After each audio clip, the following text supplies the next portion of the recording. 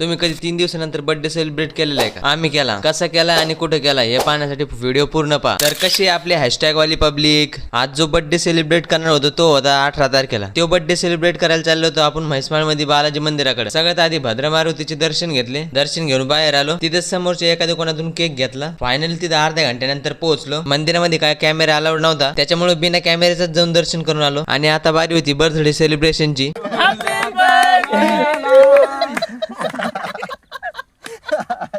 Cake cut झाल्यावर दीपक अख्खा cake तोंडाला लावणार होता. मग सगळ्यांनी आपापले फोटो काढून घेतले आणि खरी मजा तर आता येणार होती. आणि आता खेळू राहिलो होतो आम्ही कबड्डी.